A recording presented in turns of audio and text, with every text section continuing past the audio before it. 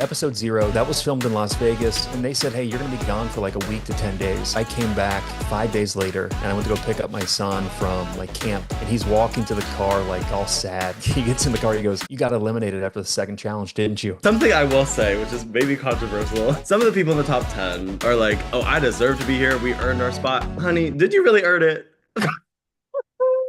And I'm looking at all these people and I'm like, what in the hell is this? Like, I came all the way to Las Vegas to see like this. I don't know. I was not excited. I was like, this is crazy. The criteria was film it in a quiet place with like a white background. And my video is literally me just being like, hey, Jimmy, I know that you wanted a quiet background, but I'm filming a rocket launch. Like, I'm sorry. These people are delusional. They think that they're going to move forward and it's about luck.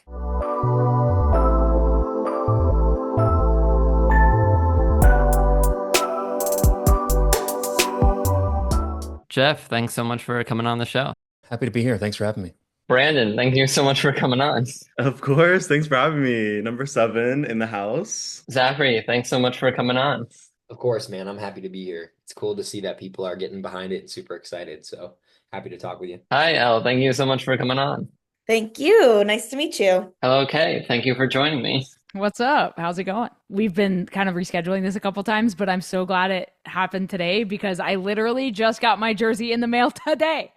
Perfect. Perfect. Izzy, hi. Thanks so much for coming on. Hello. The first thing I want to ask is, did you know about Mr. Beast or watch his videos before coming on the show? I did, but not for a long time. My 8-year-old son at the time, who's now 9, introduced me to Mr. Beast probably a year and a half, 2 years ago. He was watching on YouTube. I'm like, what is this? And obviously I've heard of him. You know, I saw him on Rogan. You know, some of the podcasts that I kind of take in, I heard about him on it, but I never really understood what he did until I watched him. And my son introduced me, and I'm like, oh my gosh, this guy's pretty cool and pretty clever. And that was kind of my formal introduction. It was my 8-year-old son. Yeah. Oh, he's the GOAT of the industry. I work in social media, the creator Oh, awesome. economy. So he's like the go-to, obviously. He's like the Bible for the creators. Like everyone looks to him. He's totally changes the game. So, and I'm personally like a huge fan of reality TV. So I knew he was gonna change the game in reality TV as well. So I had to be a part of it. Yeah, it's funny. I had heard of Mr. Beast. I wasn't a huge fan. I had seen like maybe 2 or 3. I saw a video where he like it was like a tank or like protect your money or something. Yeah. And I thought that was pretty cool. I was like, wow, that's different, you know? And I love that he's like doing these like large scale kind of huge format videos even on YouTube. And I was on YouTube. I lived on YouTube for a while. So it's cool to see somebody do that to like the max. So I'd heard of him, but I'd never like met him before or worked with him or anything like that. Yeah, so it's funny. I discovered Mr. Beast, and I say discovered because I felt like when I did find him early 2023, I was like, oh my God, like this is amazing. I'm not much of a like YouTuber or like even like a scroller all that much. So, but my boyfriend and my brother are. So like I like message them. I remember messaging them being like, oh my God, I just found this guy, Mr. Beast. And they're like, yeah, he's been around for a long Like, time. we know him. Yeah, He's under the a guy. Yeah. So I was like, oh my God, I discovered him. But it was just early 2023. And I found this when we were getting casted.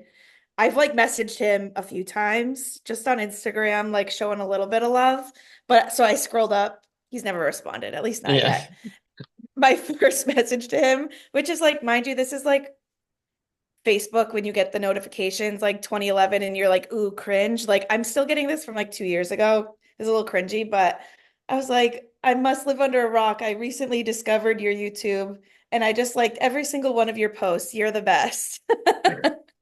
So that was my first interaction with him. Yeah, so I've watched Jimmy's content probably for like 4 or 5 years, roughly. So yeah, pretty familiar with like the format of the videos and things like that. But as a videographer myself, I just, I think it's cool how they kind of film things and put things together. Yeah. And kind of the team behind it, he employs 400 people.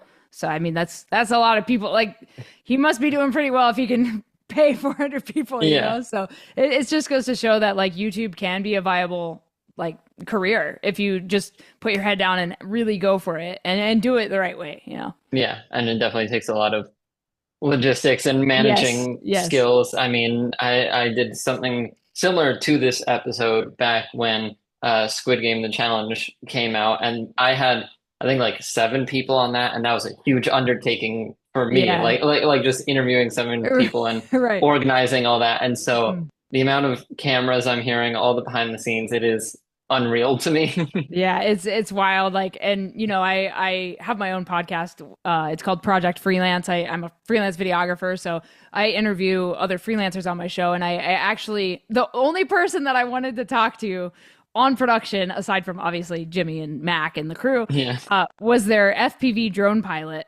And when we finished filming in Vegas, I asked someone who was like tearing down one of the rigs. I was like, "Hey, who's the drone pilot?" And they were like, "I can't tell you because I had moved on to the Wow. Amazon show, and Yeah. because they didn't want us to like know the people because they, you know, you could somehow Yeah. get a leg up or information, whatever. So they didn't want us to know anyone in production. So I couldn't figure out who it was until one of the behind the scenes videos came out from Vegas, and they actually interview the drone pilot. His name is Josh Medlin. And so I ended up having him on my podcast and just talked about like what it was like from his perspective as a drone pilot. So it's so That's cool, awesome. like the behind the scenes like film side of things. Yes, so I knew about him, but I wasn't super big into his videos. As soon as I applied, though, I went super nerd mode and I watched all of his videos. I listened to every podcast that he had been on. Like I did deep diving research, just so that I could get a feel for the types of challenges that were going to be in front of me. In terms of the actual process of like applying, getting on the show, what was that like for you? So I have two sons, and they were both kind of a big part of me applying. So, um, my oldest son introduced me to Mr. Beast, and I saw it on like a casting website. I'm like, oh, Mr. Beast Games. This looks pretty cool. Let me learn more about it. And it had a deadline date, and I put it on my whiteboard, put an alarm on my calendar. That date came. I gotta go. Okay, I gotta complete a video, and I just completed a webcam video that was really vanilla, wasn't anything special.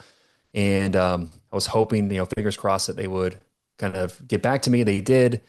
I had to do another interview, had to do some screenings, kind of online, kind of health and wellness, and then like a social media screening, and then another video I had to complete, and then finally they said, "Hey, like you made it into Beast Games, and we start in like I think it was like 2 or 3 weeks." But it was like a month-long process. But I've never applied for a game like this. I didn't know how it worked, so I was kind of totally in the dark. But it was super fun, that process, because I was really wanting to do it. One of my friends, shout out at Jack Jerry, he told me to apply.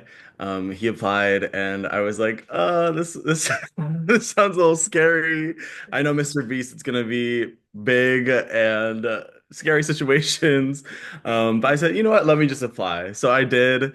Um, not I was hopeful because I've always wanted to compete in reality TV badly, but I was very much like, okay, there's 2,000 people, it's Mr. Beast. Um, there's so many people that are gonna apply because just look at everyone that watches the YouTube videos. I mean, like 160 million views per video, like that's his regular almost. So in my head, I'm like, 160 million people are gonna apply, right? So it turned out like pretty much the next day, after I submit my video, I got a call from Mystic Arts who helped cast the production. And I was like, oh, you already watched my video? I just submitted it. And they were interested, and we kind of moved forward on that. And it was a pretty long process. It was like, I want to say like I applied in like March maybe, Yeah. and heard back the next day, but it wasn't over until like literally a few days before I went to Vegas for episode 0, which was the 2,000 people we Yeah. lived together for a week type situation. So it was a long process, but very, very Yeah. cool to go through it. And so when did that 2000 person episode film? That was in July. Okay. So essentially like March to July was the time waiting. Or maybe it was August, honestly. But one That's of fine. And then we took like a month break actually after Vegas. So picture this, we all go into a week living in an Allegiant Stadium, Raider Stadium in Vegas, sleeping together for a week, 2,000 people.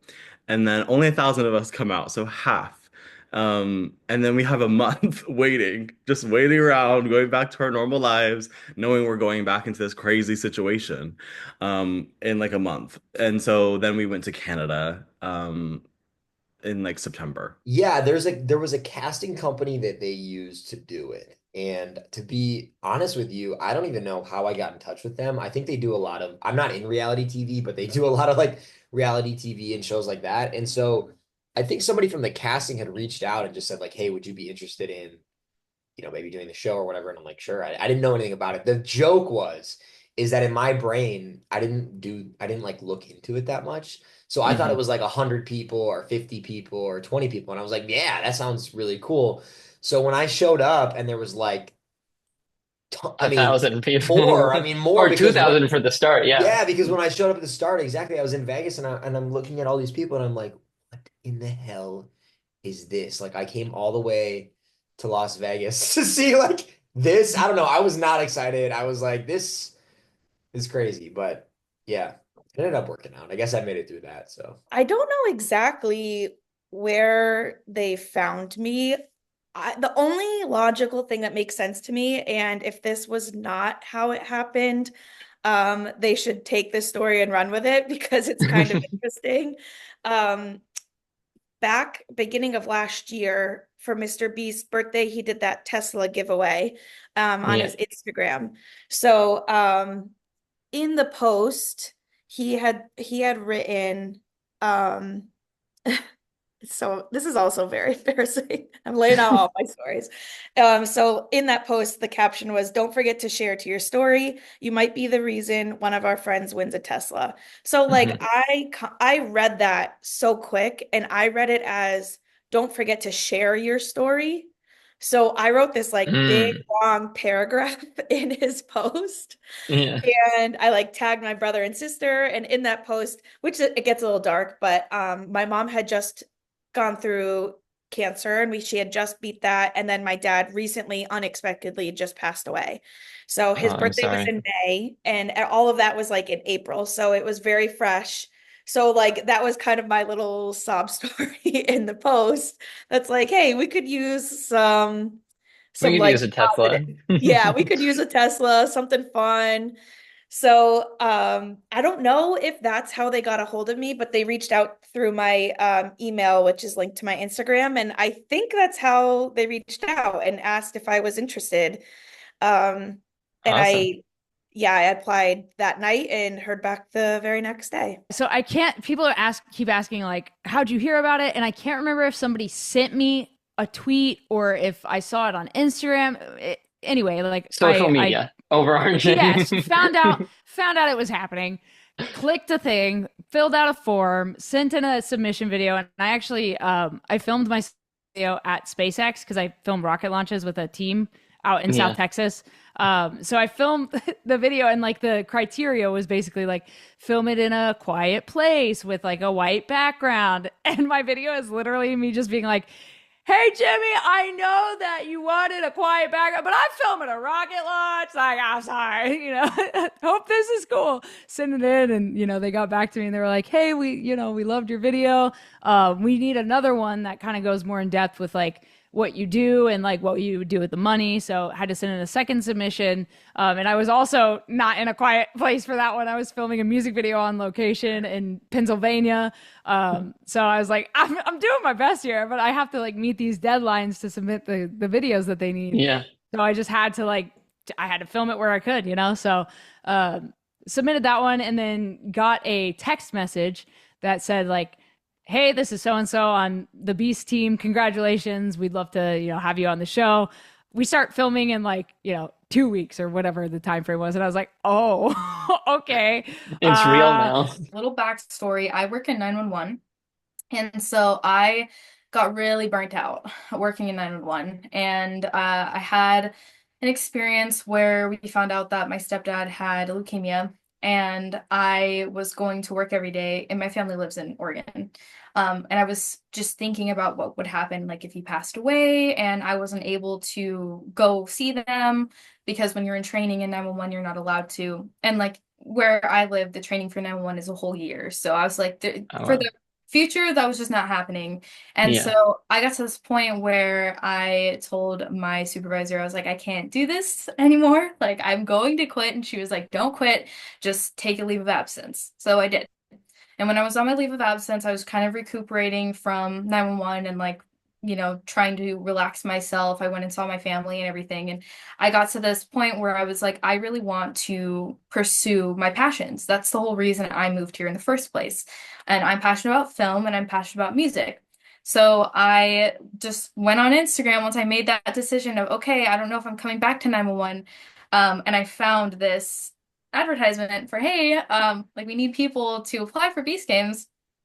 Like, okay, so I whipped out my camera, no special editing skills, nothing. I did like a 30-second video and I got chosen. After being cast, after knowing you're going on, or even in this month break, did you do anything to prepare yourself for these games? I've always, kind of stayed, relatively physically fit. Yeah. And I kind of keep my mind, kind of psychologically sharp or mentally sharp. I like to take in information. I like to analyze things. But like I really went on like a Mr. Beast kind of cram session. Like I felt like I was studying for finals back in college, where my son and I would like I watched almost every Mr. Beast video I could. And I remember I was in I think I was in Vegas or it was in Toronto. I don't know which one it was, but my son called me like the day before I had to hand him my phone. He goes, "Hey, Mr. Beast just had a video that came out. He was 7 days in a cave. It's 21 minutes long. I guarantee you there's some clues in there. You got to watch it." So I'm like, I cramming it. So it's just a lot of Mr. Beast cramming, and it was fun, kind of bonding with my son too. But just really making sure my house was in order. I got two kids. I got a wife. To be away for a total of upwards of 5 weeks is no easy Yeah. task, even if you're single. So just making sure everything was ready to go, and I was in it for the right reasons. Yeah. Well, one thing that everyone did after Vegas, like everyone collectively was like, we all lost 10 pounds through this experience. So, that kind of went to my head at least. I'm like, okay, let's hit the gym. We got to see at least four comps in Vegas. We went through four games together, and some of them were physical. A lot of them involved running. And the first one, which the 10,000 pound boulders, was obviously lifting and strength. So I said, let me get to the gym. Let me start running every day. Let me lift every day and just practice my sprints. Because that was one of the like most terrifying competitions was the capture the flag. So Yeah. I said, this time I'm gonna be the fastest person here. And I'm not even gonna have to worry about anything because I'm gonna go into Canada and practice. After being cast, going into Vegas or maybe even Toronto, did you do anything to like prepare for the competition at all, or was it just going Yeah, there and showing I up? was kind of laughing. So like I didn't, the only people that really knew I was gonna go, I guess my mom or my dad, but I just talked to them every now and then. They were like, they didn't even know what it was. They were like, well, have fun. I don't know what that is. I don't really care. So I got that, but my other buddies, two of my buddies knew, and we were joking. We were like, well, maybe you should train. And I was like, train for what? What are we gonna do? So the Yeah. joke was I had, those things, the like grip strength things. Yeah. You like squeeze it. And I had one of those and I was like sitting at my desk and I'm like, here we go. This is my training for Beast Games. Yeah. So If training, not really. No. no, but if there was going to be any grip strength game, you And there got was it. You grip got strength, it. which, funny enough, okay, there was, right? I mean, the Yeah, one yeah, guy the like, like hanging, yeah. but the joke was too, is I was like, you know what? I mean, you'd have to be the 1 in 50 or whatever that they chose to like go do that. And then like I probably wouldn't be that, so I probably wouldn't Yeah, have you'd have to get far enough to be at that point in the get far enough to be competition and that then way. get picked by your And group then to do be that. picked or like be the guy that's like, I can do it. Like the guy that he's like, I can do it. And then he like screwed his whole team. I'm like, oh my God, man. That's just like, that would not be me. I would not be the guy that's like, I'm gonna like, let me try this, you know? Someone would volunteer and I'd be like, "Yep, you got it. Yeah, You go, you go. I mean, unless they like really didn't look like they were capable, then yeah." I would be like, all right, I gotta do this. But like for the most part, I'd be like, yeah, you take it. I definitely like went back and rewatched a lot of his videos. And then I like started working out a lot more, which is funny because now we know a lot of these competitions had nothing to do with that. But Yeah. um yeah, that was pretty much it. I am like a reality TV junkie, so I like just continued my homework that way. I went into the stadium in Vegas thinking it was gonna be like Wipeout. Like I was fully expecting some sort of juggernaut, extravagant maze that we were supposed to go Yeah. through or something kind of similar to like the laser maze videos that he's had, and it was not like that at all. When the doors opened and I saw there was nothing on the field, it was like a sigh of relief. But the in terms of me personally preparing for the show, I ended up getting ClassPass. They have a free month that you can do with them, and you can just go to like a different gym experience every day. So I did rock climbing, I did jujitsu.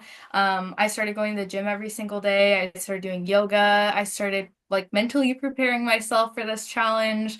Um, I think I way over prepared for it. Like the whole time that I was driving to Vegas, because I'm in Arizona, I drove. But I had Wardrina playing, which is like some Viking band, like just mentally get myself in the warrior mindset. Way too Yeah. much. Too Yeah. extra. And actually, there are some people on Reddit that found out that we were going to Canada before we even knew about it. And I Oh had wow. known about that when we were going into Vegas. And I was kind of sleuthing around and asking people how much research they did. And I found that I was way over prepared compared to my peers. Like nobody else knew that we were going to Canada or like anything. When you're going to Vegas for episode 0, Canada for this, what did you tell people in your life to justify all this like traveling and unavailability? I'm a firm believer of, tell the people that it's necessary. So I didn't go around and tell everybody I was going on Beast Games, not because I was, um, ashamed or not because, I didn't want to kind of boast, but it was more of like, hey, like, if I'm going to go on the show, well, let me preface this is I told my wife, like, the reason I'm on the show is because I want to get a platform for my son, Lucas, who has a rare brain disease. And she looks at me, she goes, I know you want to do that, and that's awesome. We're going to do that. But if you're going to be gone for 5 weeks, you better win this damn thing.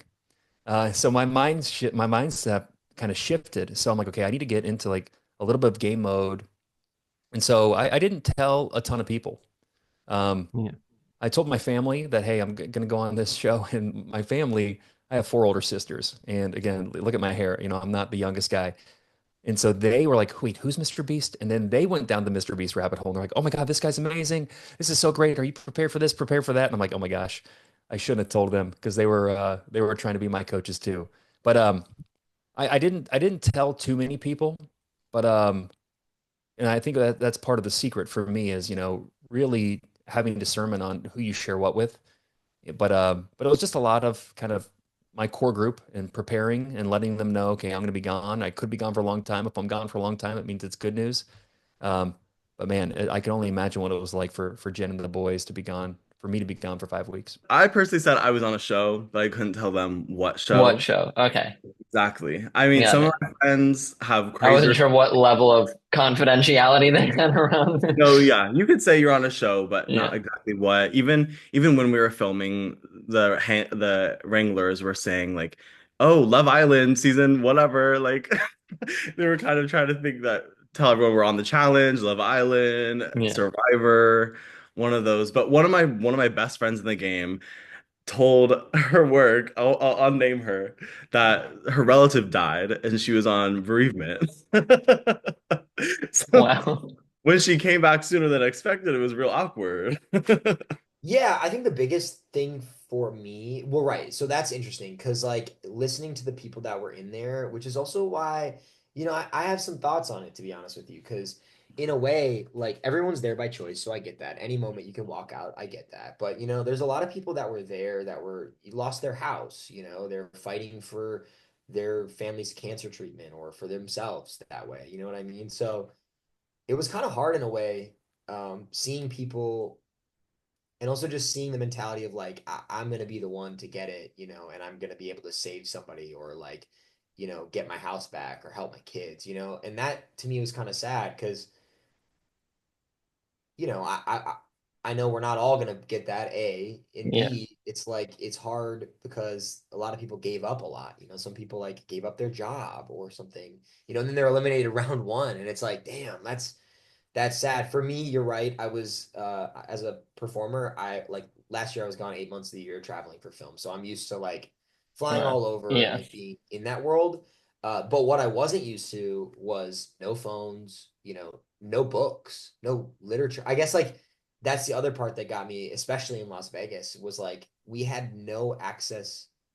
Like there was not, I Mm, guess there was each other, you could say, which yeah. like would have been good, but No like I just wasn't. outside entertainment. Yeah, I'm not used to being like fully, no contact to the outside world. So that was Yeah. definitely interesting. So I'm in real estate. So I had to get someone that was willing to like cover anything and everything that pops up. Um, so, I all I said was that I was gonna have no phone service. And they're like, "Oh, are you taking like a great vacation?" I was like, "Yeah, it's gonna be great." So they're like, "Oh, where are you going?" I'm like, "Canada." And they're like, Super relaxing. okay. Because being from Massachusetts, like Canada is not like anything crazy. And to say Yeah. you're not going to have your phone is a little bit funny, but I was like, yeah, there's more to it. I'll tell you when I get back.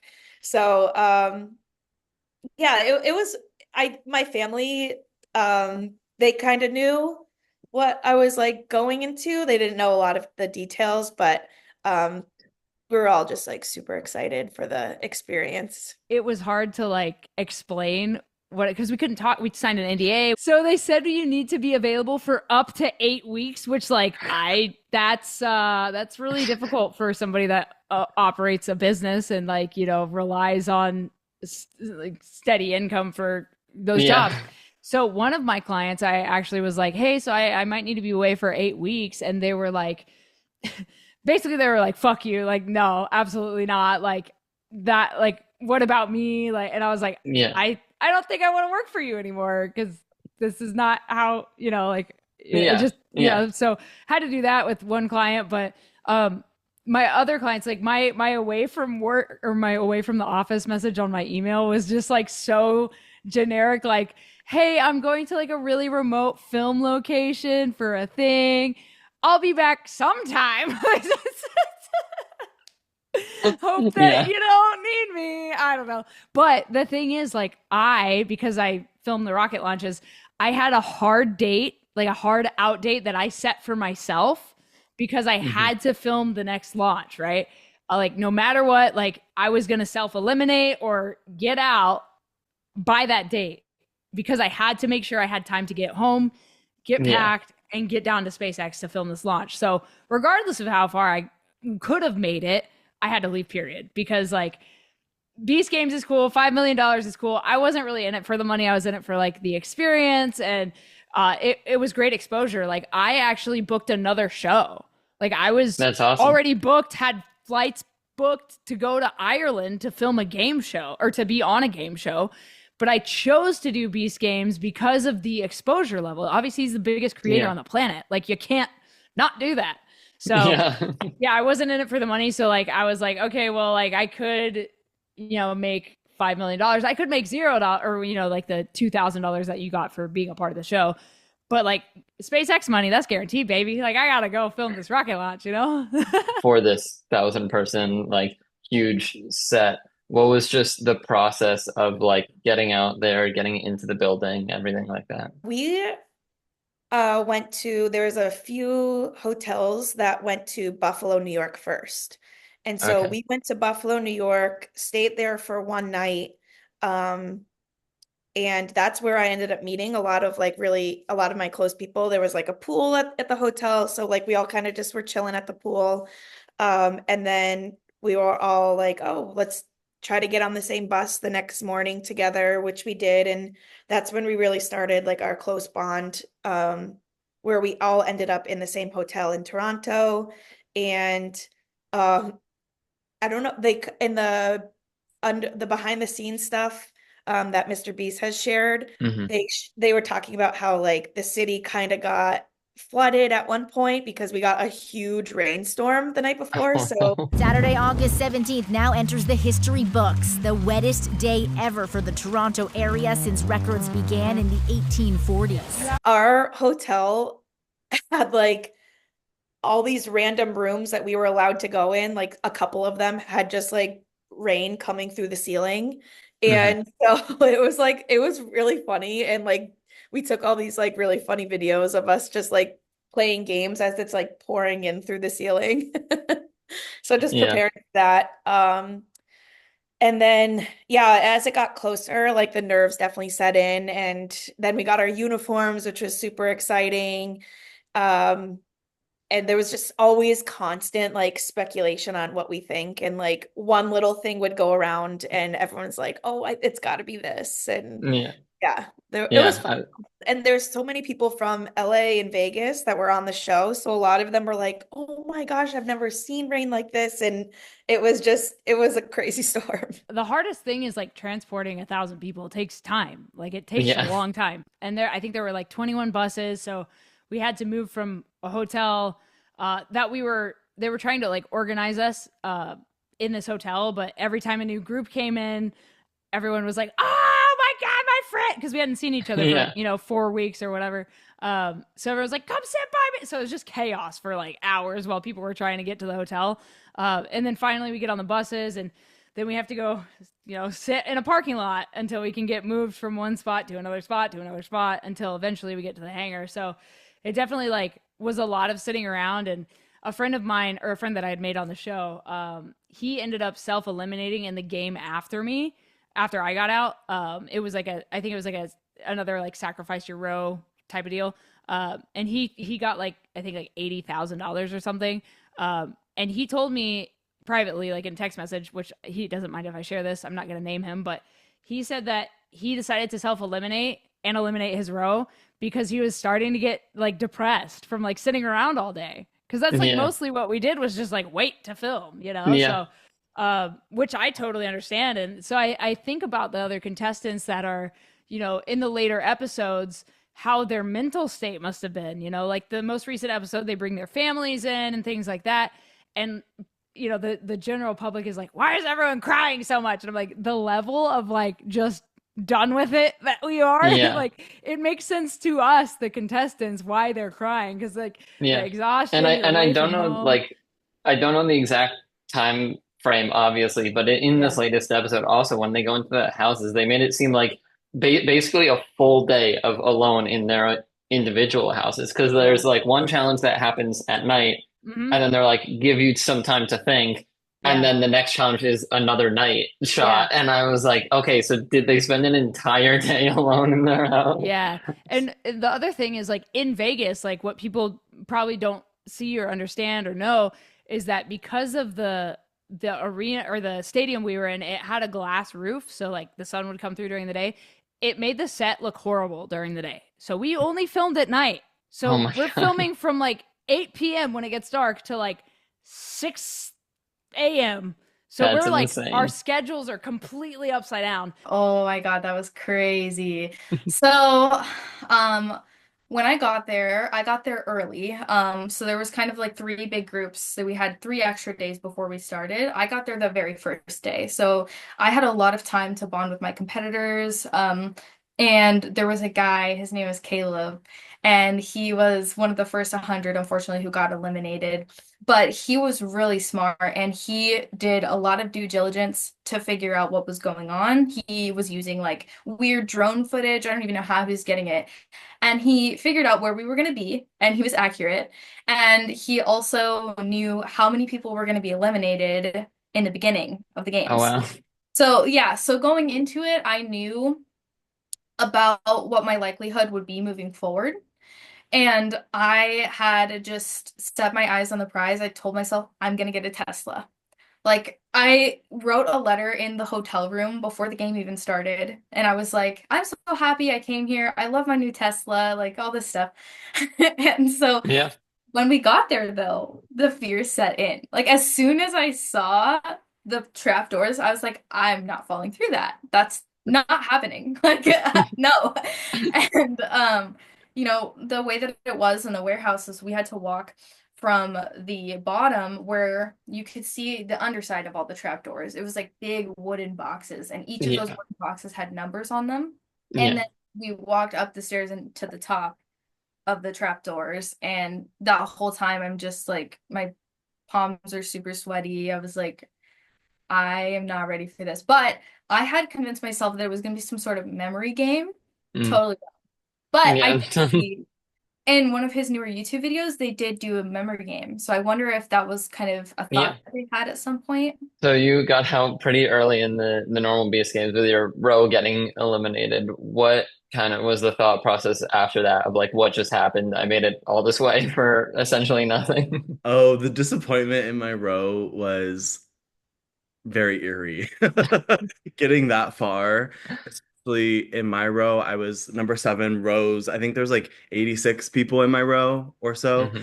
and each number correlated to the flag you won in Vegas in Capture the Flag. Despite mine is a longer story. I actually got like flag 1004, but obviously there's only 1,000 competitors, so they Yeah. rearranged to be number 7. But that being said, everyone in my row is normally like usually a big jock guy that's really good at running and kind of scary and was a huge threat honestly in the game. Yeah. So I'm standing around looking at my red square below me about to fall to my death, and I'm just like, this doesn't feel real, this just doesn't sit well with me because Yeah. we came this far just to go home, but because we didn't press a button essentially. But Yeah. at the same time, there was a level of peace that fell over me because I'm someone that if I mess something up, like the next round was like the building block on the podiums. If I mess that up, I would be feeling some type of way about myself for so long. Yeah. But I didn't play a part in my own elimination. It was just unlucky. So I was Yeah. able to live with myself a little better. Yeah, yeah, definitely. You have some semblance of like, well, it wasn't me. It wasn't fully my fault. You did get out pretty early with your row, not finding someone to self-eliminate. What was your kind of reaction when you realized that like this is it and that your row was gonna be eliminated? That was so tough. My sister and my whole family, I'm a very emotional person, and they're like, you better not be the crier. If you're the crier, we're gonna disown you. So, like the first challenge, and I'm like out, and I could like feel the tears welling up, and I was like, don't do it. They're gonna be so embarrassed if they catch me. So I was like trying really hard to hold it together. And JC, he's a 5'6". He's Hmm. made it pretty far as we've seen in the latest episode. I was really close with him and we kind of had line of sight. And I saw him, and as we all know, he's a little bit of a crier. So he was crying and it just made I like burst into tears. Yeah, So yeah, and that broke you.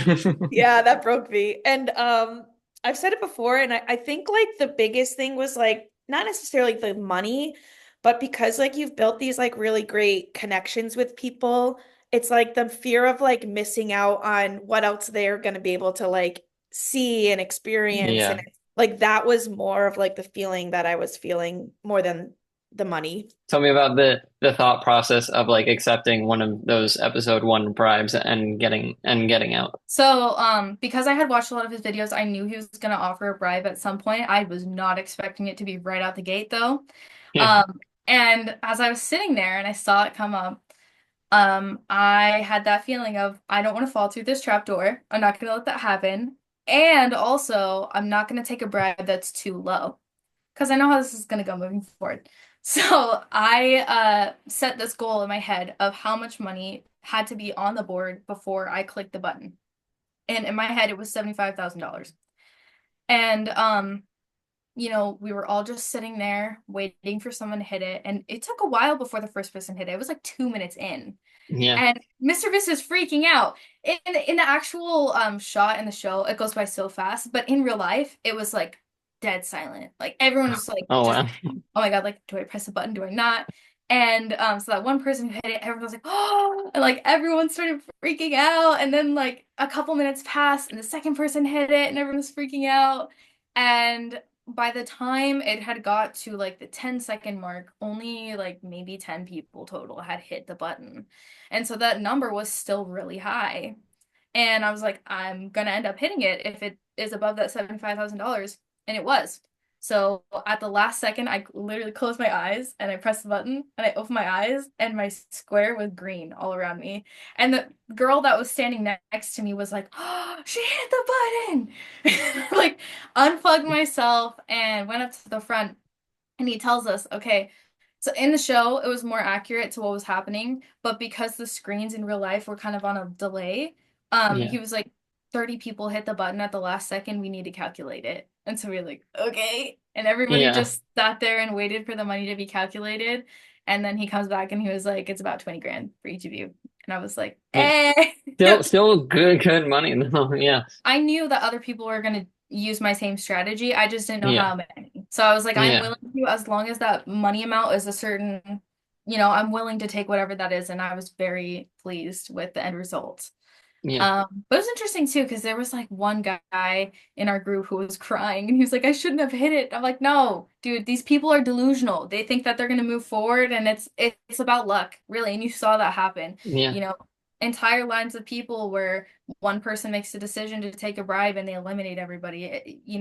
It's not necessarily a fair game. It's supposed to be entertaining. Yeah. Yeah. And I was like, I am not going to be eliminated like that. Like, I'm taking my Yeah. check and If you leave willingly or be eliminated, it's going to be up on you. It's going to be your actions that did it, not yeah. someone else. But Yeah. you know what? A lot of people really wanted to get to the city, and that's what everybody's saying. They're like, "No, I want to get to the city. It's my goal." Like, because for them it was more of like a communal event. It was like a Yeah. friends bonding experience, which yes, it absolutely was, and I'm so glad I met the people I did. And at the same time, I was not delusional because unfortunately, a lot of people that thought they were going to make it to the city did not. Of those competitions for the episode 0, the Vegas series, what was the hardest challenge you competed in there? I'd look at it, when Mr. Beast comes out in episode 1, he goes, "This is gonna be the most intense, emotional, psychological, challenges of your life." And I'm like, "Oh my gosh, okay." So like, for me, there was two challenges that really stood out. The first one was the physical challenge in episode 6, pulling the monster truck. I'm way too old to be Yeah, doing that, that's insane. but it was so fun. I played college football. I'm competitive. I love team sports. I love kind of doing things that you don't think are possible. So that was such a special moment. I loved my team. Like, really formed some amazing bonds with people who I didn't know before, like 697 Jazz, 182 Moniz, 990 Eric, like just some great people. And then the most psychologically challenging, mentally draining was, episode 3, the red cubes, where 3 people have to go into a cube and you can ask for anything on the phone to try to help you make your decision. And then, at the end of the day, only 2 of maximum can walk out of there kind of unscathed. Somebody has to chain themselves to the wall. And that was a lot. That messed with my head a lot more than I thought it would. Definitely capture the flag. Low key, the briefcase was kind of easy. We kind of ate that up. The my little group that I kind of did it with had a good strategy behind it. That was one of the biggest lessons from all of these. Is Mr. Beast would say, sometimes, this one you're actually going to be playing against your friends, but is that really the case? You got to kind of question it. Because you can work together, even if it's an individual competition, and look out for other people. That's what we kind of learned in Vegas.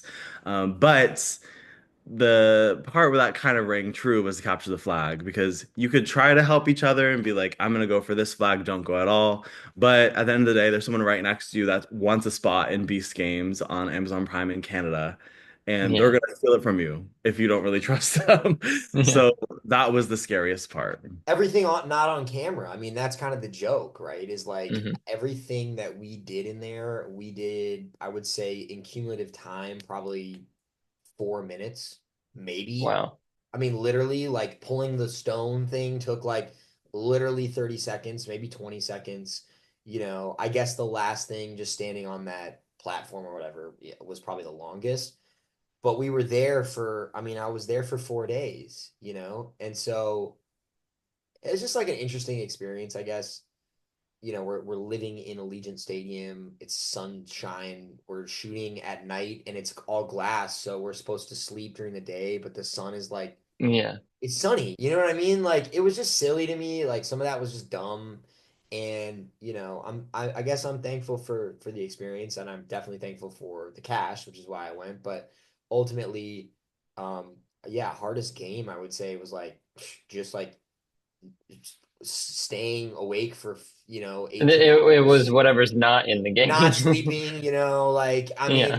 in a funny way, I'm almost like if he would have shot that. Like if he would have just shot the experience behind the scenes, it would have probably been like a much bigger like social experiment, and it would have been super fucking cool to like see. But instead it Yeah. was like just these kind of silly games. I'm like, all right. Physically speaking, the flag game. Yeah. So we were obviously trying to like coordinate with other people, like, I'm getting that flag, I'm getting that flag. And there was somebody in my like row that was about to run, and they were saying, like they didn't call out a number. So we were like, yo, like what number are you gonna get? And he was like, and we are like, oh no, this guy's gonna like sabotage this game. Yeah. And the guy next to me, he was like, I'm not running because like he's gonna take my flag, or like I'm gonna have to compete for a flag, so I'm not running. I was like, okay, well, my flag that I picked is farther back in the stadium. So if I run out there, turn around, and you still haven't left the red line, I'm taking your flag because it's closer. And he was like, yeah, okay. Mm-hmm. So, the horn blows, or Jimmy says go, or whatever. And I like take off running. And mind you, before I ran, my legs I was standing at the line shaking. I was like, I was literally thinking like I could never be in the Olympics because I'm so nervous to run to a flag right now. Like, this is crazy. It was very like nerve wracking, and we're exhausted. So it's like, we're just trying to like maintain some sort of like energy. So I take off running, turn around, the guy's still at the line. I'm like, bet I'm taking his flag. And I grabbed his flag, and I was like, oh, thank God. Thank God. But so physically speaking, that was probably the hardest challenge. The hardest challenge mentally was the briefcase game, because what you don't see, what you don't see in the episode is that before yellow team, so I was on yellow team before, and we were the last to go. Before we were supposed to go, we had waited hours for the other groups to go, because every time they have to reset the tables that people were tackling, by the way, they had to reset the briefcases, do everything. And right before he was like, okay, yellow team, it's time to go, he was like, all right, so we're going to break for lunch. And we were like, what? So you have to go get lunch, just in the back of your mind, knowing that you have to do this briefcase game. I didn't leave. I was like, I'm not leaving. I was like, I'm not eating. I don't care. There were like probably 20, 25 of us that were like, nope, we're not going to, nope, we're going to stay right here. So we just didn't eat that meal. And like people, there were people online that were like saying like, they didn't feed us enough. I mean, it was what it was, but like, we also chose not to eat that meal, so like that's on us, period. But so when we line up to do that game, what you also don't see is that Jimmy, there's like guards posted, every couple of people in front of us to keep us from like false start. There was a guard or a producer right in front of me. Like one of the production guys was right in front, like stood right in front of me. And Jimmy was telling the guards like, go ahead and move out of the way so they can run. But everyone heard him say, go. So people started running. So I started to run, and the producer was like, no, go back, go back, go back. And I was like, what? And he was like, no, go back. So I was like, what the fuck? So I went back to the line, and then Jimmy goes, I guess I did say go. And I was like, get the fuck out of the way. So I ran to the briefcase that I called, and somebody took it, and I didn't want to like, obviously I didn't make it there before them. So I was like, okay, well now I have to go find someone somewhere else. So I ended up running to like the far back quadrant of the arena, and there was like one briefcase open. I was like, does anybody know if this briefcase is green or red? And the girl that was next to it, she was like, I guarantee you on my life that is a green suitcase. And I was like, if it's not, I'm going to be so sad. But so because I didn't know the status of that briefcase, I was ready to go home. I thought it was out.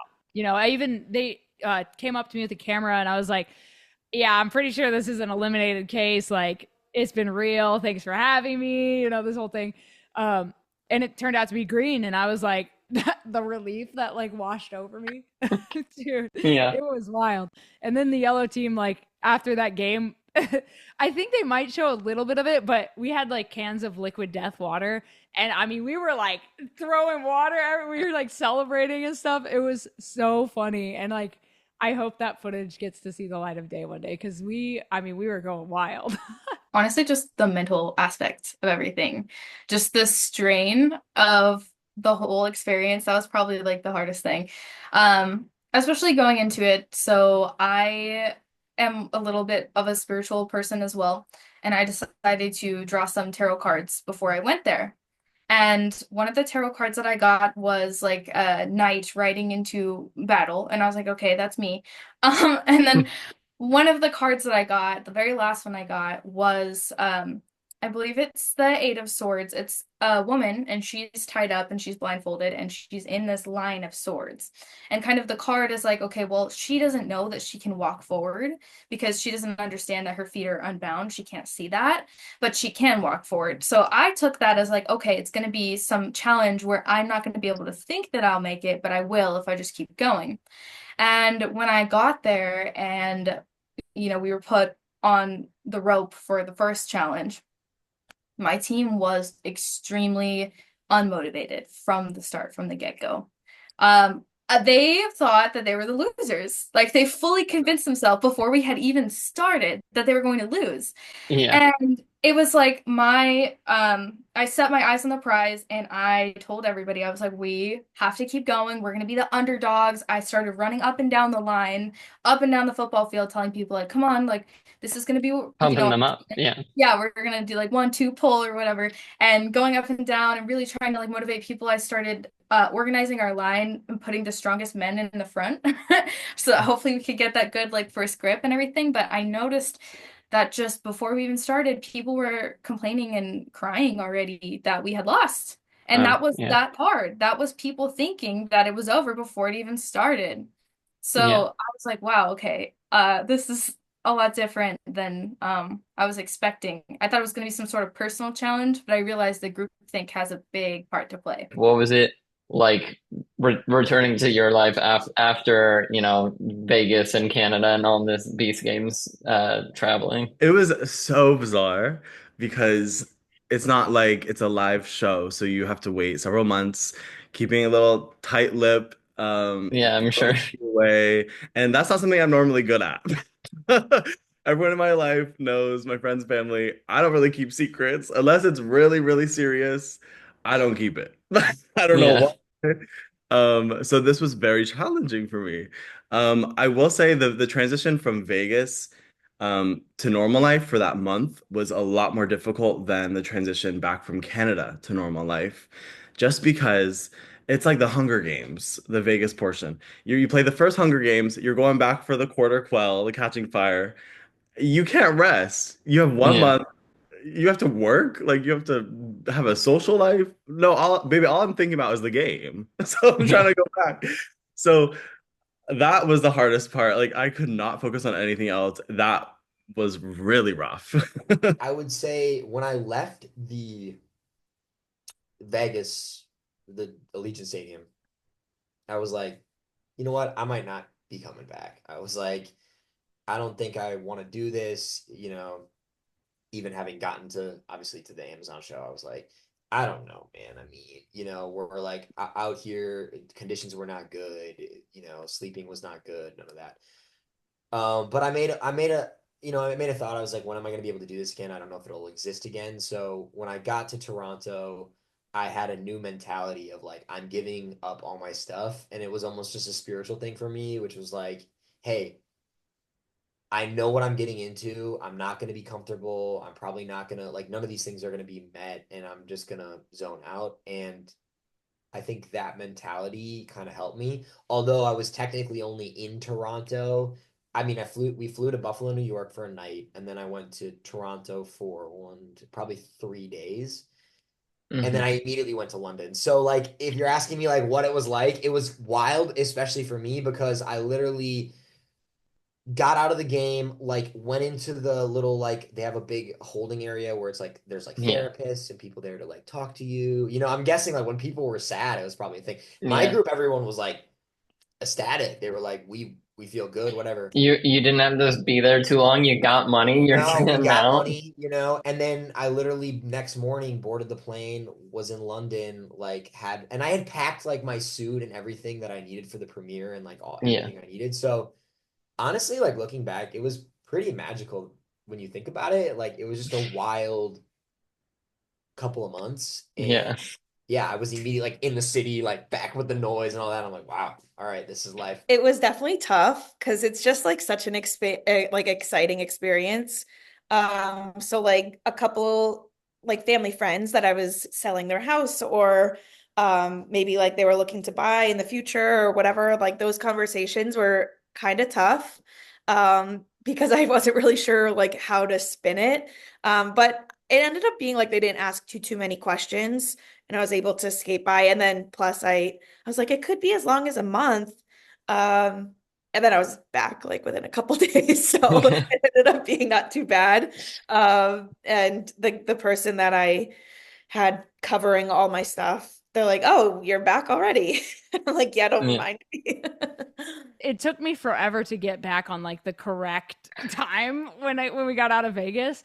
My brain was just so confused. I was like, what day is it? Where are we? And like during this time, like so much had happened outside, but we didn't have our phones. So like coming out and like getting back on the internet and like finding out like this is when like Biden had COVID and everyone thought he was dead and like the crowd strike thing. Like there was just so many things that and even all the like people trying to cancel Jimmy, that stuff had all started when we were in the stadium in Vegas. Yeah. So like we Yeah. came out to just like just a ton of crap. And we were like, oh my God, what is going on? Well, luckily I was on my leave of absence. So, Mhm. and when I came back, the first time I came back from Vegas, I was like, I don't think I'm going to come back to my job at all. Like, I'm just going to quit. But then when I came back from Canada, I was like, no, I'm going to go back. So I did. I'm still working in 911. Awesome. And I'm glad Nice. that I did. It was crazy, especially because we all signed the NDA. So it's like I couldn't tell anybody about what had Yeah. happened.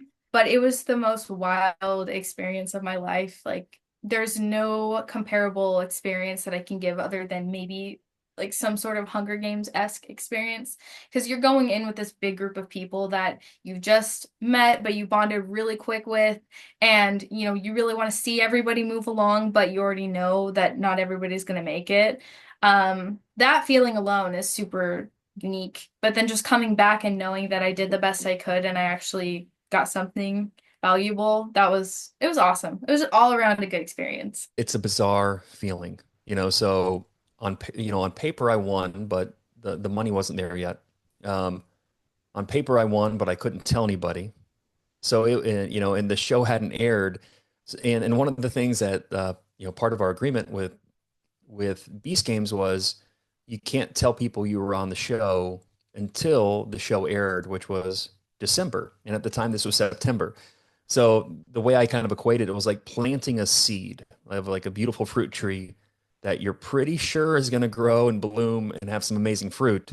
Um, but you don't see it for months and you can't tell anybody about it. So it was kind of nice. It was kind of nice for my wife and my family to be able to kind of process it and go back to life as normal.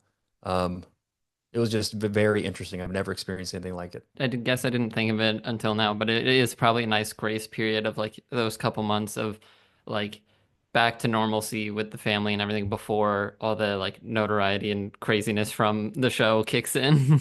Yeah, but it also, if I'm being honest, like when great things happen, like obviously this is an amazing thing for my family, an amazing thing for the rare disease community that I kind of advocate for. You want to share it with people. And it was one of these things where it's like, no, I can't share it with people. So it was like, it was just kind of counterintuitive. Rarely, I'm sure in your world, when something great happens, you are telling people who care about you about it. But this is Yeah, one of the all the times where we time. just had to, yeah, we had to kind of zip it up and just hold it for months and months and months. Were there any like funny or just wholesome moments that didn't make it into the final cut? One of my favorite moments of the show that was not aired was the night before the Red Cubes. A good friend of mine, Chris, 204, talked to the production team and said, "Hey, is there any chance like we can have like a dance party in the city? Like, can we just get some music and they put some music by the pyramid of money in the middle, and we just had this dance party. And this again, this is a dance party with, you know, no frills, meaning there's not like there was anybody Yeah, was it's serving not any like tied to the alcohol. show, tied to the Yeah. challenge, you know? And everybody was just having fun. And like I had not laughed. I was laughing so hard. We were having so much fun. Oh, so much. So much didn't make it. I would say specifically in Vegas, there was so much that happened. We were there for a week and it turned Yeah. out to be a 25-minute YouTube video. So I was a little disappointed in that just because it was just so juicy. But I do have hope that there might be an extended cut, hopefully coming at some Hopefully. point. I mean, that could have been a 10 episode series in itself. There Yeah. were it was like Lord of the Flies, if you ever read that book in Yeah. like there were elections on each team for leadership, president, democracy, like people had their own governments. There were enemies, like each colors had more enemies. I know a pink team with Twana, who's still in the game now, Yeah. and her husband, who got eliminated, came over to my green team and tried to threaten us. So there was a lot of really interesting stuff. I mean, Wow. Yeah. we slept, like just sleeping was interesting, like waking up and seeing who was awake, who was talking, what colors were kind of creating an alliance together, like green and orange were creating an alliance against pink type of thing. It was real juicy. And also I feel like there could be a whole spin-off about the behind the scenes in Vegas. So when they're not filming a competition or we're not sleeping, they had us in the wings of the stadium Mhm. for eating and just so they could reset the stage for the comp. And that was really interesting too, because more alliances were being formed and whatnot. So I think going forward, like it's so rewarding to see my friends that made it so far. Like JC is really my number one. I met him and I was like, if I don't win, I want you to win. But I'm excited to see their character development play out. Um, I just wish there was all the time in the world for everyone to have their character development play out because that was Yeah. juicy. Yeah, I mean, again, like you just imagine the logistics of 1,000 people, Yeah. spread between hotels. And to be honest with you, by the time everybody had gotten there, this was months after Vegas, but people were still like not happy and not in a good mood. I mean, that's my perspective on it, but so like it kind of felt like summer camp, but it's summer camp with like 18 to 75 year olds. You know what I mean? Like Yeah. none of us know what we're doing. So there, my favorite thing about it was there was always different people that would come up and be like, "What do you think the next game is?" What like they're like trying to strategize. I'm like, guys, you're never gonna guess. You're never gonna know. It's not gonna help Yeah. you. You can have the like they were all trying to do these like alliances and all this stuff. I'm like, I don't know, man. It's Yeah. just like And especially for like some of the chance games, it's like, okay, I know what it is. There's no strategy to it. Oh right, well. right. Oh I mean, well. ask yourself like seriously. I mean, I probably listened to 50 different conversations about every day, about like how do we do this? How do we and I'm like, guys, the point is that like you're not gonna know. And that's kind of the point of all this is like people are gonna The like watch, last this minute crazy decision. stuff is Yeah. gonna happen, and it's just random too. It's just literally random. Although I would say I was really happy when those two guys, because I made it up to the episode where the two like the kind of douchebag dudes that like screwed that girl in the cube. Oh, the Dropped. brothers. Yeah. Yeah. When those guys got dropped, I was like, see ya. Like that kind of retribution, like there were other people like that in there, I'll just say, and none of them made it very far. I'm number 63, so I was right Mhm. next to Sifu, the guy from Survivor. Yeah. So we got really, really close, and I don't know, because he's a gamer, and I feel like in my head I'm a gamer because I watch all this reality TV. So there was at one point when we were on the platforms in Toronto, right after they did the $1 million prize or option, and we were just like talking, and he's like, so what kind of like if they offered you some money, like what would be your number to go out? And I'm like, in my head, I'm like, oh, I'm not going out. Like, there's no Yeah. chance, no matter what. And he's like, even if it's like 500,000. And I'm like, no way, not happening. And and he was like, yeah, me too, me too. And then like after we got out, like the very next challenge, we're like, yeah, I think we definitely have a number to us that we were just not willing to share at the moment because we were just like Yeah. trying to be gamers. But um Yeah. yeah, Yeah. it was pretty funny, like how quickly it went from like no chance to wow, we probably should have taken part of that million. Yeah. There was a lot of that like funny editing in the first episode, I feel like, of like people so confident they're like, I'm gonna win it, I'm gonna get the 5 million, and then like 2 minutes later you see them dropping through the Yeah. trap door. The confidence in it is so funny because even then, up until that point, we had no idea like what kind of games they were gonna be. Yeah. So like I was like, okay, mind games, like I got this.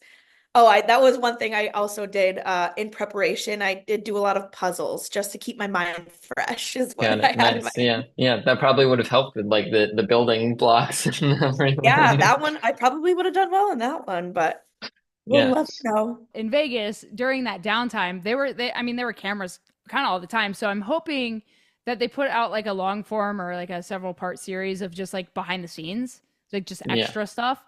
Cause so we didn't have phones, we didn't have any technology. So people had to like get super creative to pass the time. So we would have like we had like toiletry bags. So people would take their toiletries out and just have like the empty bag, and they would put so on the ground in the stadium, Jimmy put like olive pits to make it look like a Roman Colosseum or something. So people Yeah. would pick up these olive pits and put them in the plastic and like tie it, and they would like hacky sack or play baseball, like catch, whatever. And then the liquid death boxes that the cans were in, people would rip the cardboard up and find a Sharpie from like somebody in production. And they made like playing cards. So people were like playing That's card awesome. games, like their own made card games during the downtime just to pass the time. So I think that would be interesting to like see that footage. And then in Toronto, something that doesn't get seen, which it's kind of sad that they didn't include it because it was such a cute moment.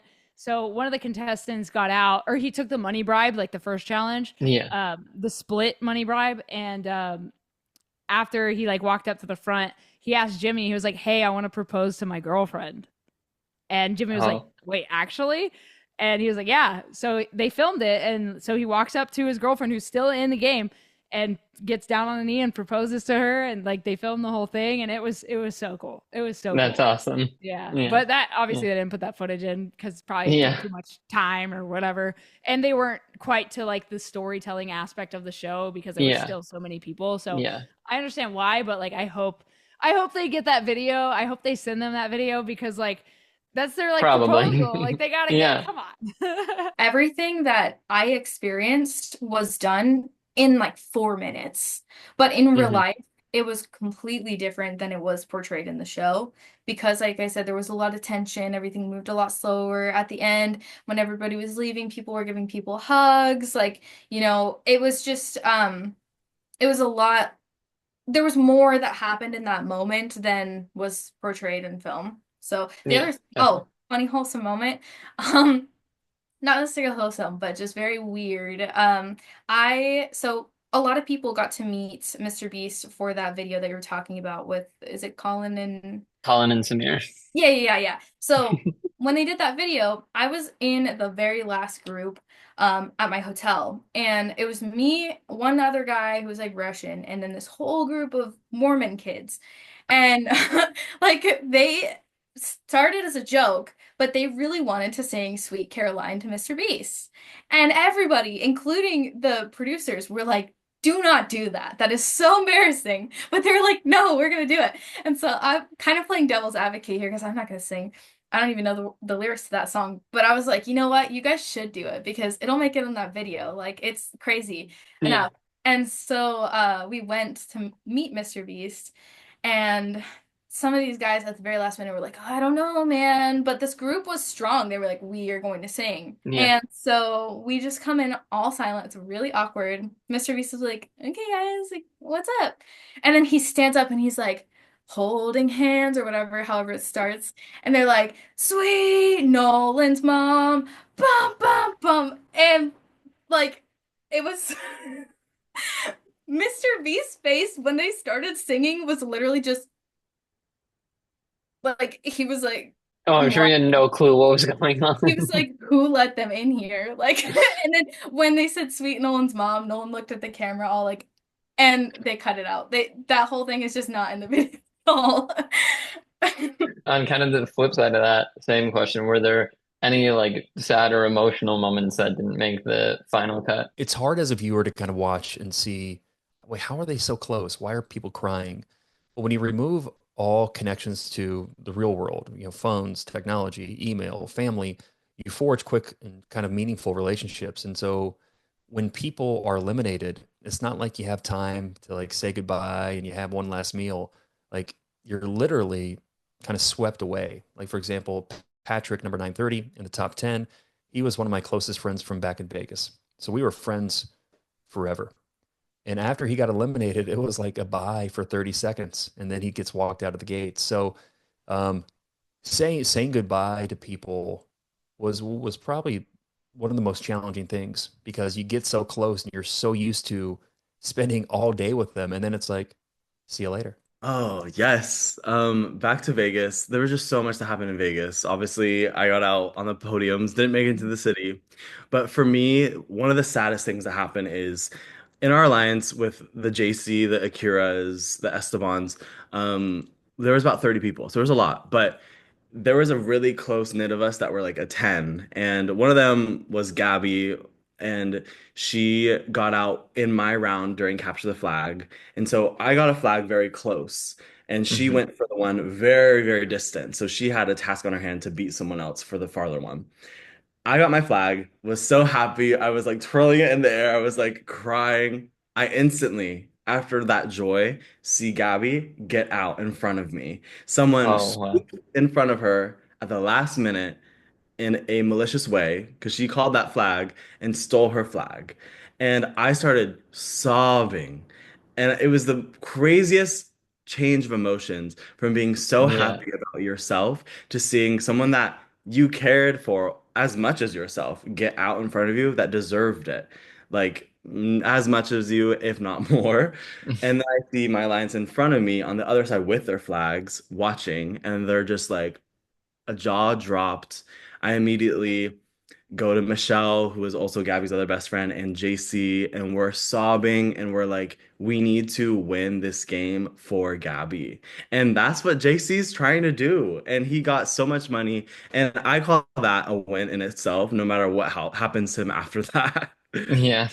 Yeah. I mean, even if, you like the other nine players turn on you and eliminate you, you're going home with $600,000. Like Right. that's plenty. That's so much. Right. Yeah, I mean Las Vegas for sure. Like I could probably give you 100 examples of people, that I just, I remember one girl specifically, I guess I kind of mentioned it earlier, but it's like,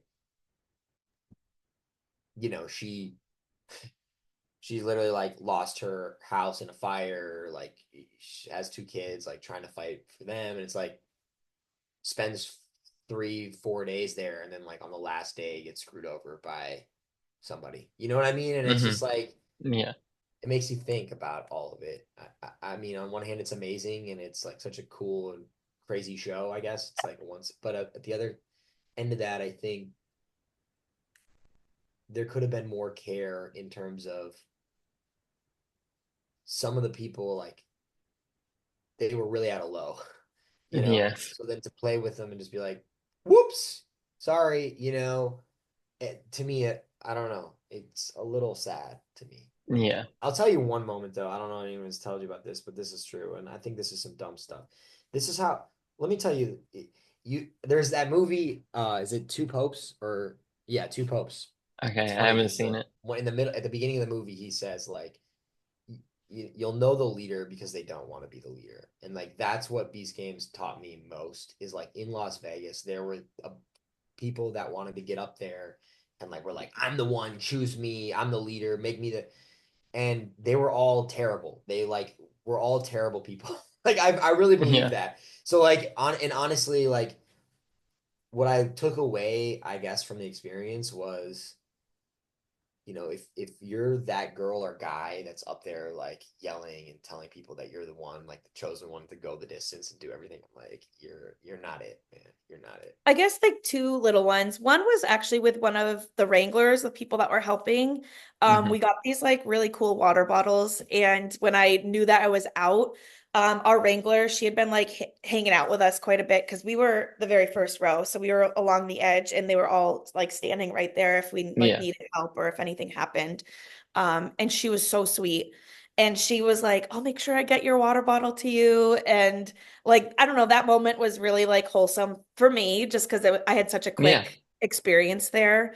Um, and then on a more personal level, which they would have never caught on camera necessarily, but like I mentioned, my dad had recently passed, and in between Toronto and um, Vegas, my mom had gone to like a medium, and the medium told her like, look out for threes, like 333, like that's going to be your angel number. Look out for those. And right before we started the very first challenge, they gave us all like this bathroom break. So I went out to the bathrooms, and I was one of the last people out there, and it was outside, and there was like this beautiful sunset. And I was thinking about my dad. He's very much a sunset guy, if you knew him. So I was like thinking about him a little bit, and I'm waiting for this bathroom to open up, and out walks number 333. And so like that was like a wholesome moment for me. Like they would have never Yeah. caught that on camera, but that's like one moment like I'll always remember, which I don't know, felt like Yeah. fate. Not really. Hmm. I mean, one, not like sad or emotional, but like one girl definitely got like decked, like knocked out Oh man. cold during the flag game. Like this dude just like straight. Oh my God. They had to like carry her out. Oh, this poor girl. Oh God. Oh, this poor girl. But of course, like, and I've said this in my videos, and it's been proven. If anybody got hurt in Beast games, they were, their medical bills were covered. I had to get an X-ray. My medical bills were covered. Like they took care of us at the end of the day. Hmm. Like they really, really went above and beyond to take care of everybody, to the best of their ability on set and afterwards. And like something that people also don't understand, that we're either a contestant or the general public. Most game shows don't pay you at all to be involved. Yeah. Don't pay you Yeah. a All you cent get is to the be involved. winnings. Exactly. Jimmy paid us $1,000 to even step on set, and then $1,000 when we were eliminated. So whoever wins the show could win $5 million, but in reality, they'll win $5,002,000. Yeah. So, Yeah. Plus, I mean, let's see how the rest of the show goes. But plus yeah, all these other like cash the challenges in side between and prizes. everything. Yeah, Yeah. yeah. Yeah. It's Um, cool. yeah. What happened to you that you needed an X-ray? Oh, when I fell through my trap door, I just like landed wrong and just Oh, had to make sure that I was like not broken, yeah. But Yeah. I mean, like it's Fair. not a normal, like you don't just like fall through a trap door, it's not like a Yeah. normal Yeah. It's not something activity. you have experience with. Right, right. And a couple of videos on my YouTube channel have gotten a bunch of views, and it's interesting because people are like, oh, I thought that you just fell through a hole and died. Like, what? Or like, oh, I thought it was a slide into water. Like, where are you getting these ideas from? It's so All these crazy. ideas that would probably be so much more expensive or So harder to much, do than the and actual truth of yeah, just foam. it was just foam blocks, man. It wasn't that crazy. Maybe just the hugs and stuff at the end there, because I really did not see that much of what happened after that one day. Yeah. So Yeah. oh, actually, sorry, correction. In Vegas, what was crazy is once the red team was eliminated, so like, they got a lot of footage of the red team crying and all this stuff. But then after that happened, they had to parade the red team all the way around all of the other teams to get to the elimination door. They cut that whole part out. But when it actually happened in real life, as the red team went around, every single team was out in lines trying to give people high fives. And they were all clapping and cheering and telling them good job as they left. And that Hmm. moment was like Yeah, tears that's in my nice. eyes. While filming, are there any contestants that you became friends with or maybe even still stay in contact with? A big chunk of the games is social, is, building relationships, earning trust.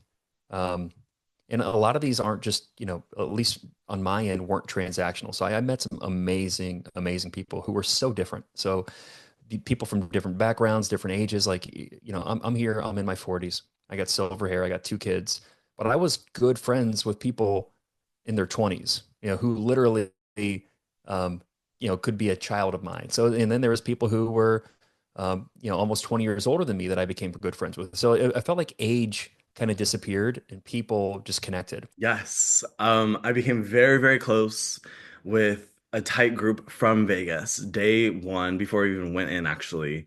We Hmm. had this legendary dinner before the first game in Vegas that really cemented my alliance. And tell me why a lot of them won so much money. It's not even funny. And I'm over here like number seven, I dropped down a platform. So some of my best friends from the games that went very far is JC, who we Yep. just saw did a big move, Big move. a Big move. big move, and got a big payout. Okay. And Yeah. then Esteban as well, who won, didn't win the island, but won a large sum, I think $450,000. JC won 650,000. So I might be hitting them up and be like, 5,000. But Hey, it's your buddy Brandon. right. Hey. Another one of my friends, JK, um, got she right before the last helicopter was coming, and Jimmy was like, "Do you want to go into the towers of the city to just get a payout instead?" And she took the payout because she was starting to Hmm. realize, listen, like I've seen a lot of my best friends go home with nothing, aka me. So she just wanted to get a payout. I think Yeah. it's smart, and I think this is something, if there's a season two and we're back, which we're all hopeful there might be, I think it's gonna be pretty brutal. No pun Hmm. intended. I think everyone's gonna be going for the money because they realize the reality of the situation. That only a few people are walking away with money, so that it might as well be them. Yeah, there's definitely a couple for sure. And it's funny because I think the people that I gravitated towards most were the people that were just like saw the irony in it. We're along Hmm. for the ride. We were just kind of Yeah. laughing the whole time. There was somebody in particular. I won't say their name because I just don't know if they want that, right? Because it's Yeah. like, No problem. but um, yeah, like this woman is, a little bit older than me, and retired, and I'll never forget because she just came up and probably for like 12 hours straight, we were just laughing at the whole thing. We're like, we're sitting here, there's all these crazy people, like there's just a bunch of like wackos, you know what I mean? There's just a Yeah. bunch I of mean, wackos like when running when you around. get 2,000 random Yeah, people you're for gonna get like, anything, there's I'm telling gonna you, be there were. weird people. I honestly believe there was like convicts in there. There was like, people like that were like, I'm gonna be famous. Like this is gonna make me. And that was the other thing I thought was really funny is like all these people somehow thought I think that they were gonna like get exposure or get famous from this, Yeah. and As the if they had the time in the show to focus on all 2,000 people there. yeah, well, but the funny thing was like these people would take these GoPros like they were like the star of the show, Hmm. and then I just found it so funny because watching it back. Like even the people I'm sure now that are at the end, right? It's like you don't really know any of them. I mean, it's almost like they're like 2D representation of like who they really are. Yeah, like I mentioned, the group that met in Buffalo out by the pool, um, we ended up staying at this hotel called Delta, which I've never even heard of before. So we call ourselves Delta Squad because we just got really close and we stayed at the hotel. So Emma and JC, and then a couple other because those are the two that's made it pretty far and are Yeah. now getting quite a bit of screen time. They're part of that, and then there was a handful of others um, that all we still talk and the group chat's going off like every day. So Yeah. um, that and then there's a couple from Vegas that I'll talk to a handful of times as well still. Jihan, she was, I believe, 152. Don't kill me if I'm wrong with that. Yeah. Sorry, 452. Um, but she was awesome. She was like she could speak French and Arabic, and we just had like a lot of different conversations about our culture differences and what it would be like learning different languages. And she lives in Michigan. So I don't even know if I'll ever see her again, but she ended up being one of my closest friends after that whole experience. And then actually there were some people that I knew from filming background stuff in LA that were there too. Awesome. Interesting. Yeah. For you personally, what was your motivation for going on the show, or what would you have done with any winnings that you got from the show? Ooh, that's a great question. Well, my number one motivation was for the experience, which I'm blessed to be able to say that. Like, obviously, $5 million, who doesn't want that? But there are some people on the show that really could have used some money, and that $5 million would have done amazing things for them, as it would have done for me. But I've always been a child of reality TV competition shows. It's been a dream to compete. So for me, that was checked off the bucket list. And then after that, once I started to do well after Vegas, going into Canada, I said, maybe I could win this money. And for me, I being LGBTQI plus, I think it's so important to give back to the community, especially right now. Hmm. I would have donated it to a lot of charities. I would have invested it in my own family. Having a child as a gay man is very expensive, and I would have invested in my family and their future, and pass it along in that way. I think similar to kind of JC. JC has two beautiful boys, and Yeah. meeting him was so inspirational because that's what I want my future to be like. So yeah, that's what I would have done. Look, I've been in LA for 10 years now, almost 11. Um, I started out in restaurants. I went to school out here for film school. I graduated. I was like, oh, I'm gonna be like doing it. I'm gonna be out there. I'm gonna be making all this Yeah. stuff. And it just like wasn't the case, right? Like I tried everything I could, but it's tough. And so I was in and out of restaurants and, trying to find my way through, had some good breaks, had some not good breaks, right? Um, I think what brought me in was I'm on my third year of being out of the restaurants. And I think there's a little bit of my brain in a weird way that's always afraid of like, man, I don't want to go back. I don't want to have to go back to like Yeah. service or serving. And I thought, you know what? This is like a crazy opportunity and I'll be upset if I don't go. Yeah. And I could have like had fun, could have like learned something, lost money. And as much as I hated Las Vegas, to be honest with you, which I did, I really hated it. Like I don't think I could have learned what I learned in there in a brutal way Yeah. anywhere else in the world. I really don't. So like I don't regret it. But my story was basically to go to see if I could go the distance, see how far, just take it as fun and, hopefully win some money. Which I think is the right mindset Which is to not have. like I know like that's not like the delicious. That's what I'm saying. Like, and that's what's kind of funny about the stories too, is you have somebody fighting for some like epic, like big thing, and then you have me, and I'm just like, look, in the back of my brain, what I would have used the 5 million for if I had made it that far was, I have my own films that I'm producing and Hmm. getting together, and it's really tough, obviously, like getting money and Yeah. backing for that stuff. So my goal, which really would have been what I would have used it for, is to produce my film and to bring my friends that are all still working in service, but that are super talented or like really, I mean, they can go the distance, they can do it. They just haven't got an opportunity. I would want to take them with me and make that film. So that was what That's I was awesome. fighting for. Was like in Yeah. my back of my brain is I was like, I'll be there for my friends. There's an opportunity for them. You know what I mean? Yeah. Which is awesome. And I think there are definitely, as much as, like you said, it doesn't fit into the whole like reality show spectacle, I think there are definitely people like that who went on and were like, I don't know, I filled out the application for fun. I'm here to see what happens and get whatever I get. Yeah, and I know like there were people that I talked to at least because I made it up to the train episode. There were Yeah. people that I talked to that were in that episode. I mean, Hmm. all of them pretty much I knew, but there were people in that episode that basically were like, I don't really know why I'm here. So it's funny Yeah. to think that like that possibility of like I don't really know why I'm here. It'll be fun or it'll be an adventure. Like they could be the ones that go on. I probably would.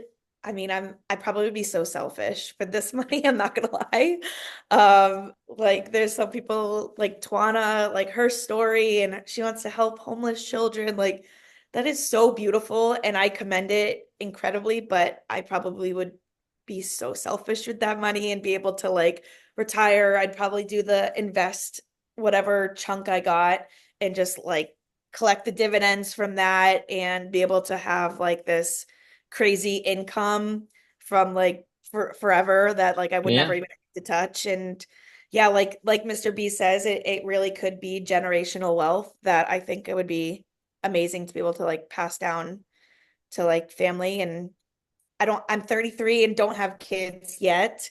So I think it would have helped because we're just such hard workers and we've put all our time and money into working. So I think that probably would have alleviated things and maybe would have helped start a family and, add a pool to the house, that kind of stuff. Yeah, yeah. Which I mean, you can say is selfish that, but that's very beautiful and family focused and setting up, the people around you for generations, like you Yeah. said. Yeah, I Um, definitely would have helped my immediate family and like, throw some amazing parties and, vacations that I would take like close friends with and that kind of stuff. But yeah, I'd probably be very selfish with it. The other reason I wanted to do this show, because obviously he pitched it as like the most contestants, the biggest prize, the most extreme, blah blah blah. I always wanted to be on Fear Factor growing up because mm, I loved Fear Factor. I used to watch every episode. My favorite band was on Fear Factor and like back in the day. And yeah, I just grew up like always like, dang, I really wish I could be on the show and like didn't know how to do any of that back then.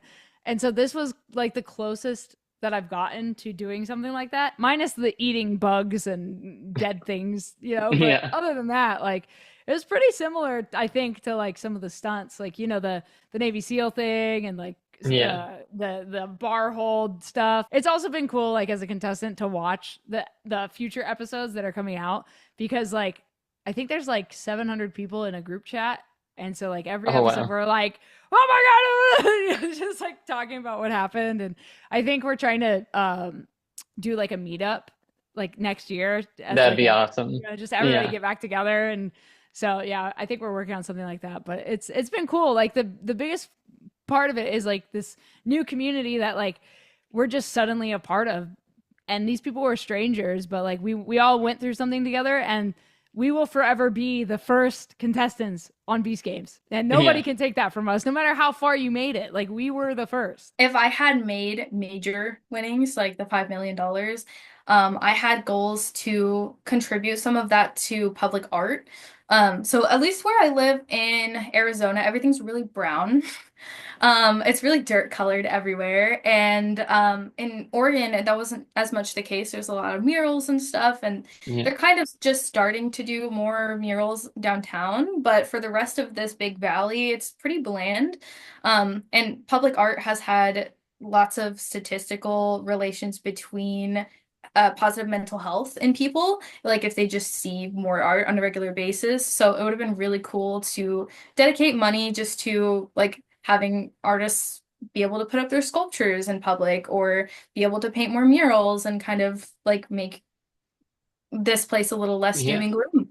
Hmm. Um, but and then I would have given some money for the cancer treatment that was going on. But the big thing that I ended up doing with my money is I did actually end up getting that car, because my car had over 250,000 miles on it. It was falling apart.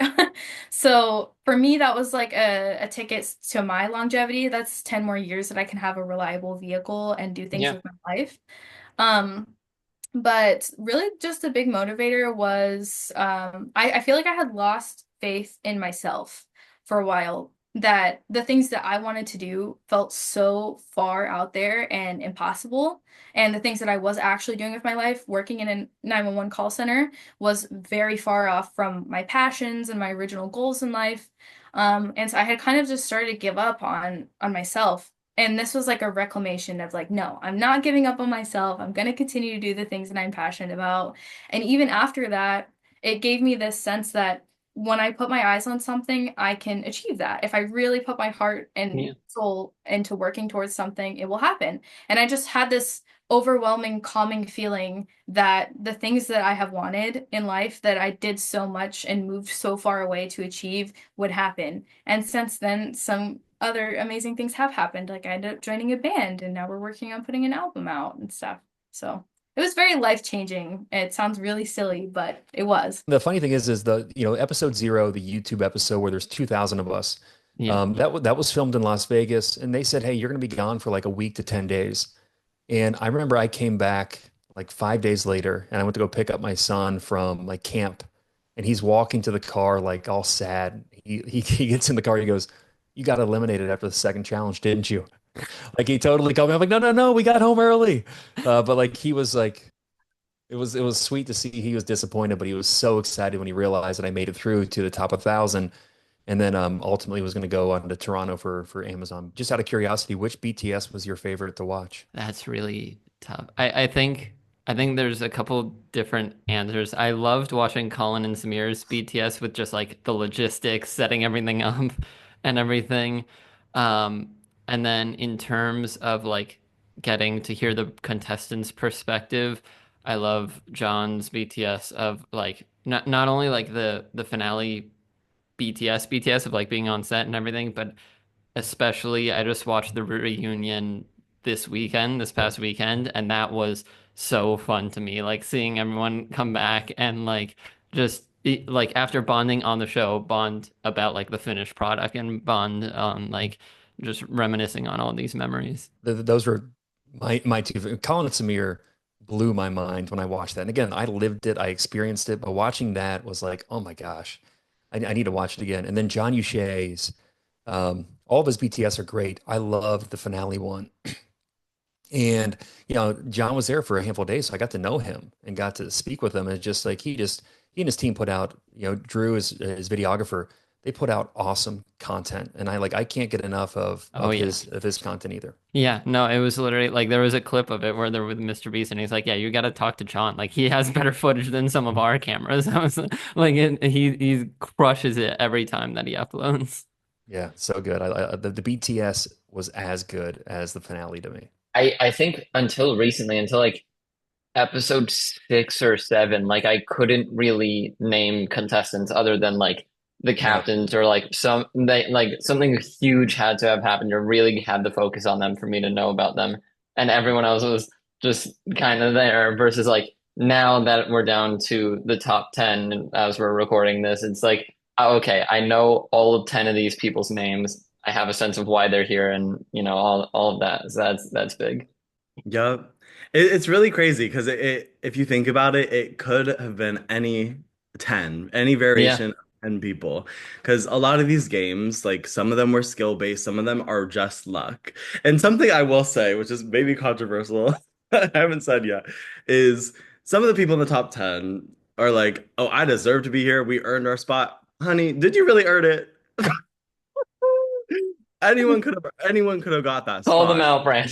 Like, what did you do to earn it other than like maybe get one trivia question right? I mean, after about like the top 50, you started to maybe earn it, but even Yeah. maybe a lot of these people got so lucky and I'm so happy for them. But season 2, watch out if it's more skill based, which I think Mr. Beast has heard a lot of the feelings from the fans and even the players. They want more skill based challenges. Watch Mhm. out because I'm about to win. You made it through Vegas, and then you were telling me that going into Canada, you actually had like basically a hard out date that you wanted to be on, and knew you were going to take a bribe early on. Take me into Yeah, that decision-making process. kind of, and kind of not. You're right. Okay. You're right. You're partially right. So what happened? I perform for a living. I'm in acting and I produce. And Hmm. so originally there was a date in London that I was supposed to be at for the opening of a movie that I'm in. And so Okay. I was super obviously excited to go there and do that. So when they told me the dates for this, I was like, man, what am I gonna do? Right. And to our point earlier, it's like when you see 1,000 people, some people might be like, wow, that's great. But to me, I'm like, one in 1,000 is tough, Yeah. especially with all the stuff Literally you're a gonna one in go a through. I was thousand like, chance. yeah, I was like, so I had this thought in my head where I was like, you know what? I'm gonna play this like I would if I were doing a sport or something like that, right? And the Yeah. question I had was like, what are we gonna be doing? What are the logistics and like how well is it gonna be ran basically, like run, I guess.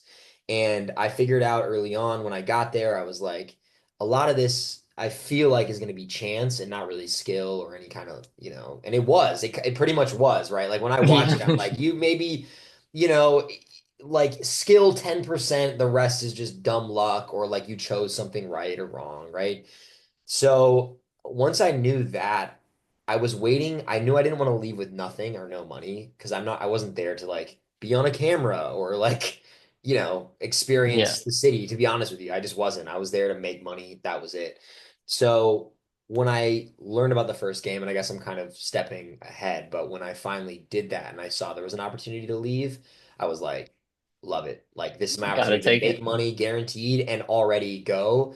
And then the cool thing was is like, um, yeah, I literally jumped on a plane from Toronto and went right over to London, and that was like the next couple months. So I did like London and Berlin and you know all these different places. So it ended up being a miracle in a really cool way. Is like I didn't plan for it to happen per se that way, but when the opportunity arose, I was like, all right, I'm in. It's just Yeah. funny to me that outside of like maybe the top 10, like all the people, there's so many people that were there to like be famous or like get exposure. And I'm like, you're not Yeah, gonna, it that's was not gonna be what interesting. happens to you. Like, I don't know how you think that that's gonna happen, but it's not.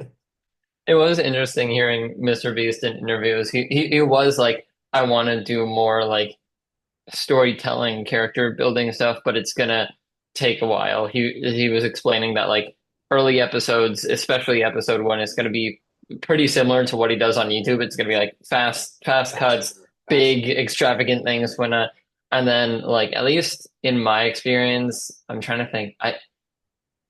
It was probably really only like episode 7 out of 10 when like you What is actually that? when I could like name people and Yeah. it was the whenever they had like the train going by Yeah, yeah, and yeah. like yeah like that it started to click because it's like okay, some of these people I actually know the name of.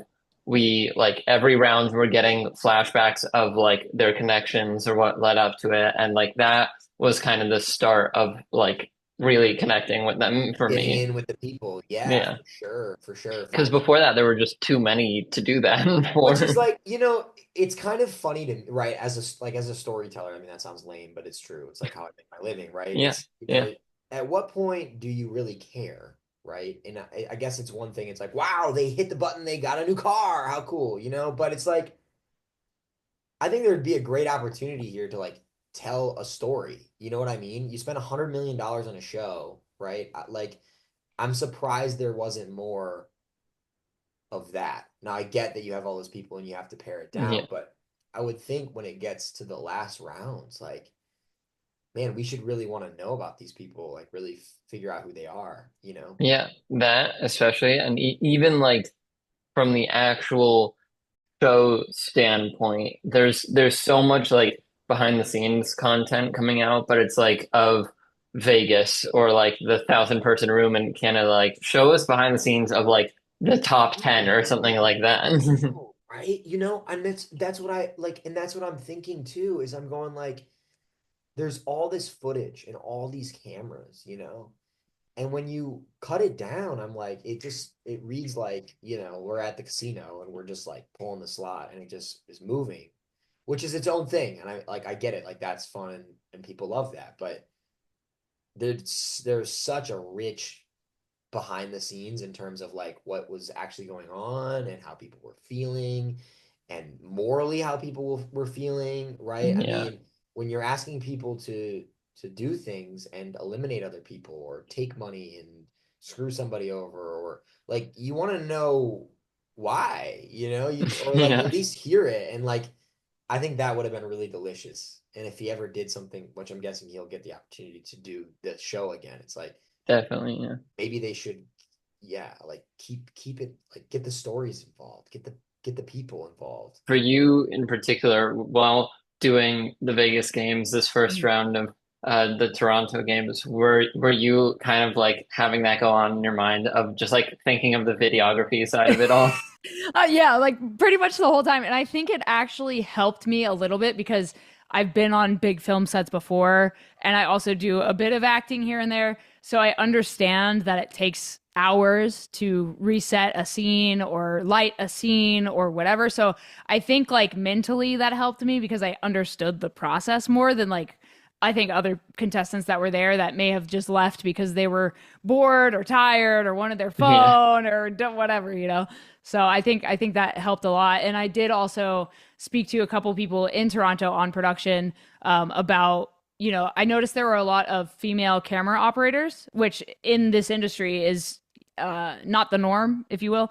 And in Canada, they have to have a certain percentage of BIPOC personnel on a set in order to get government funding. So it was cool kind of like hearing Yeah. how they were able to like make all this come together and Yeah, kind of that's awesome. behind baseball, if you will. Yeah, I guess that is interesting because probably with that and other factors, you can't have the same crew in Vegas as Toronto and things like that. Exactly. So Yeah. just a whole nother Yeah. layer to it. I think the Vegas event was just very mismanaged. Obviously, like there's been lots of articles about that and everything.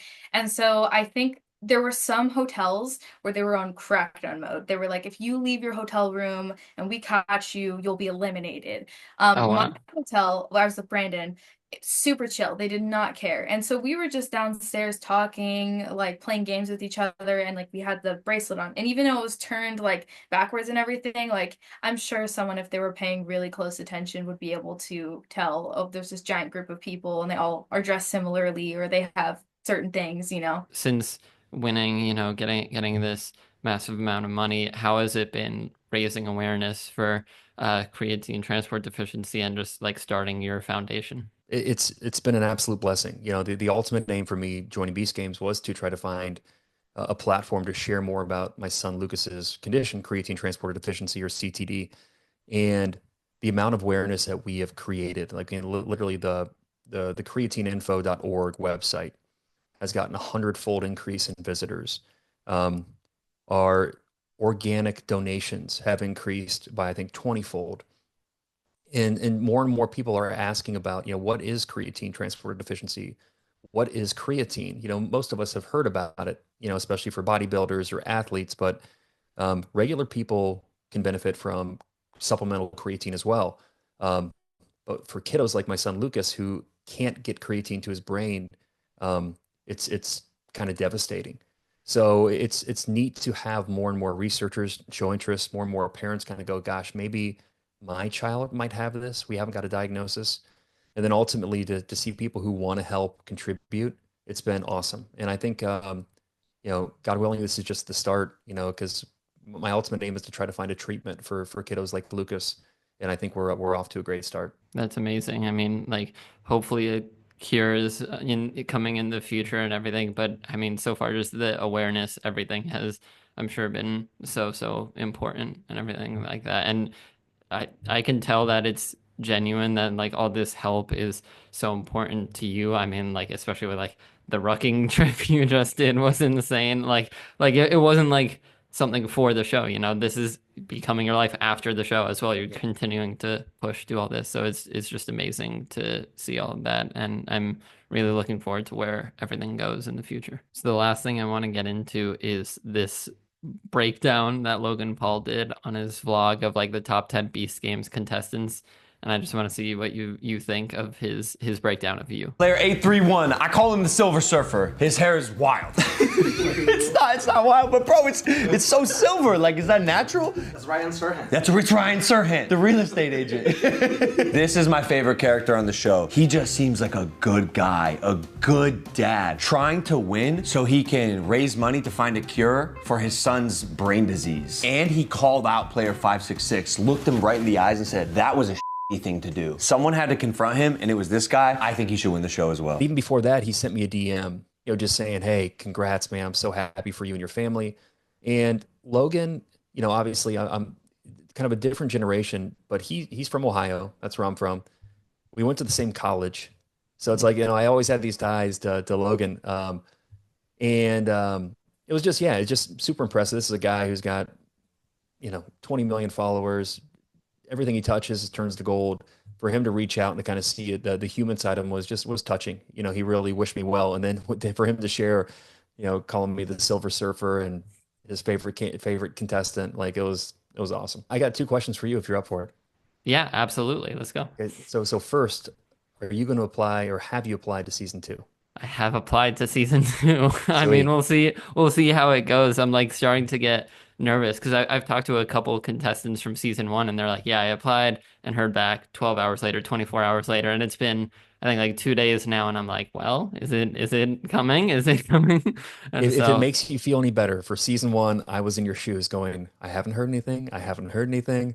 So I would just be patient. You know, the yeah. folks at Mystic Arts, the casting agency, are awesome. They were so great to work with. Again, I never applied for a show before this, but I'd imagine they're getting inundated Oh, with absolutely. videos. That's something I saw online. Like someone online was like, "Hey, if you applied and it's been a day, forget about it. You're not going on." And then the top comment under that was like, "Or maybe there's just so many submissions and they can't respond to everyone in a day." You think about that? Like, Well, and yeah. that's one thing that winning Beast Games has taught me even more so is you can't rely on everything you read on the internet. I've read a lot of Yeah, stuff about myself on exactly. the internet that is not true, but it's like, hey, you know, it's the internet.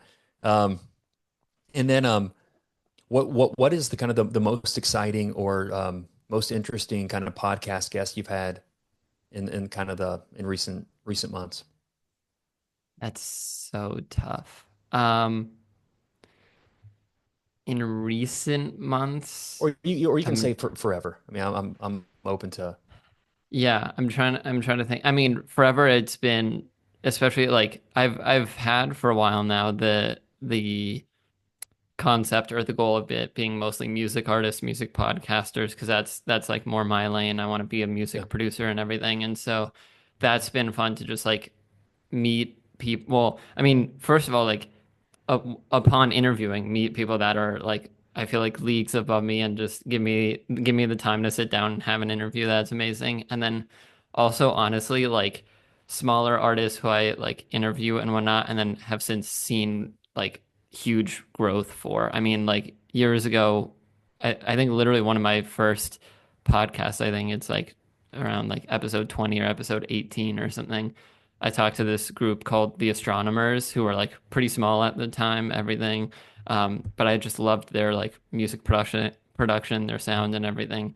And we sat down, had like a good conversation, good interview and everything for like, a good amount of time. And since have like absolutely taken off. They're like over 200,000 monthly listeners on Spotify now. And like just seeing them that's grow great. and everything and stay in touch with them has been so awesome. That like personal connection and everything. That's sweet. Well, I like music too. Yeah. Yeah, two things on my bucket list, and maybe you can give me some guidance. One, I want to sing like the national anthem, like at a hockey game or a baseball game.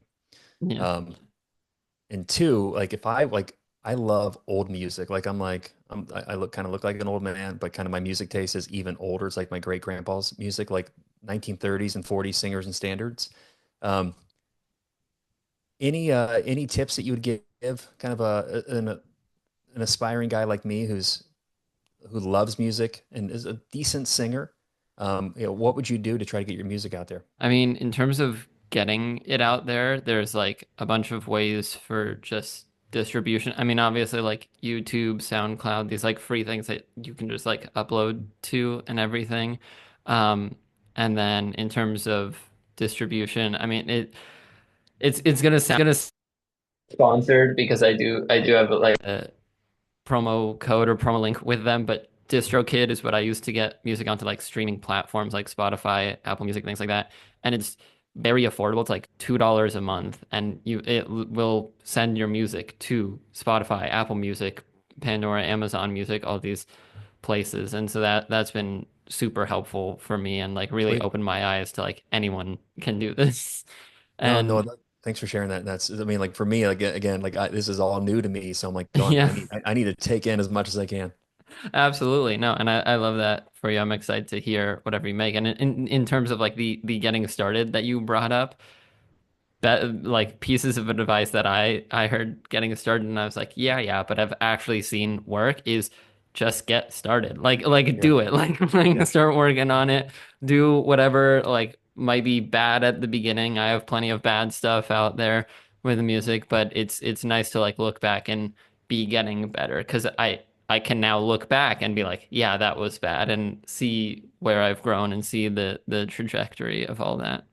I love it, man. That's some super good advice, and just life in general is you can't wait till things are perfect. You just got to go do them. And eventually, if you keep doing it, you'll become very, very good. Thank you so much for coming on, telling me about the progress you've made after the show with finding treatment and everything. And yeah, thank you again so much for coming on. Thank you so much for the time. I enjoyed being here. Thank you so much for coming on. I've learned so much, and yeah, I can't wait to see what you do with your own social media career from here. And maybe if there's a season 2, we'll see you on it. Oh, I'll be back in one way or the other. So It was honestly, it was a crazy experience, and it's fun seeing you dig deeper. Thank you so much. I had a blast. It was nice to meet you. Yeah, thank you for having me. Everybody go watch Beast Games on Prime, and hopefully they do And season episode 2. 0 on YouTube. Check out the 2,000 people to 1,000 people. Yes.